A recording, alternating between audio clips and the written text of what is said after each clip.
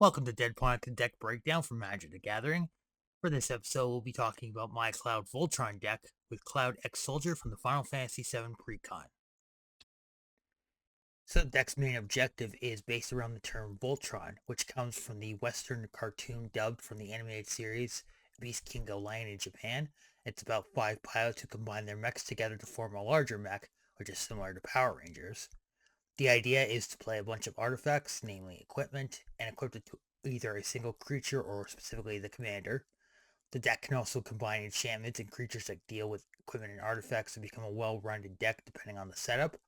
However, this deck is not solely focused on the commander, though you can play that way. The main strengths of this deck are that there are quite a few legendary creatures that care about equipment.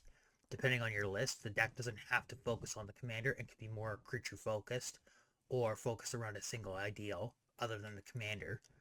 It's surprisingly able to deal with all manner of threats depending on your setup, and has amazing artifact tutoring and recursion depending on your list. The primary strength of red, green, and white, commonly referred to as Naya, is that they have reliable ramp, solid removal, and strong impulse draw from all three colors when working in combination. Green is the strongest ramp color and can stop attacks in their tracks when necessary. White provides protection, dedicated removal, and some recursion, and red provides impulse draw and dedicated damage. The main weaknesses of Naya is that the lack of blue means no counter spells or dedicated card draw, meaning you're going to be top decking most of the time, or relying on impulse draw. The lack of any dedicated recursion for creatures is a notable weakness for this color combination, with the lack of black, and the emphasis on overwhelming force makes you predictable, and you struggle when confronted with board wipes, though this can be mitigated in some ways.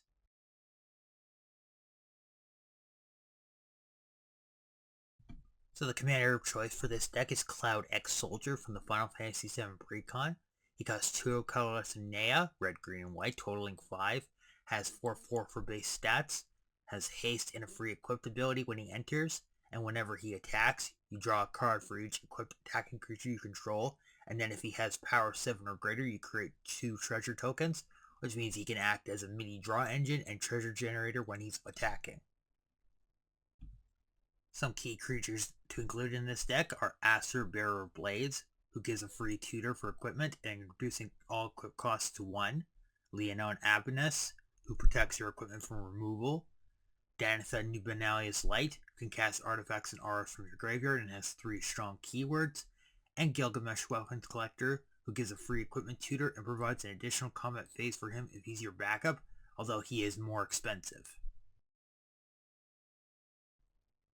Some of the best equipment in this deck include Argentum Armor, which gives a massive boost and free removal for anything on board, including lands. Barrel Blade removes abilities from creatures when the equipped creature blocks or becomes blocked, meaning it can neutralize Death Touch in theory. Dragonfire Blade protects against monocolor spells and has equip reduction if the creature is multicolored. And Mage Slayer has guaranteed damage towards a player or planeswalker that is being attacked. Some notable enchantments include Shield of the Oversoul, which gives indestructible and flying to any green and white creature, and because Cloud is both, putting this on him is a very powerful move. Sterling Grove protects your enchantments, and you can sacrifice it to tutor out an enchantment, and on Sarah's Wings gives a creature legendary, flying, vigilance, and lifelink, which are very powerful keywords.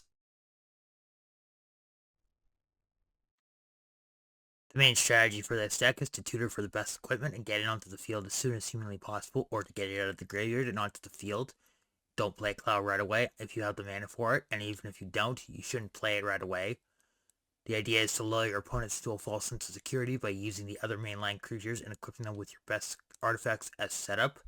You use the enchantments as support as needed to set up your plays, and having a backup creature to equip everything to if your commander or one of your other creatures gets removed, since only the creature will go to the graveyard and not the artifacts unless they're targeted.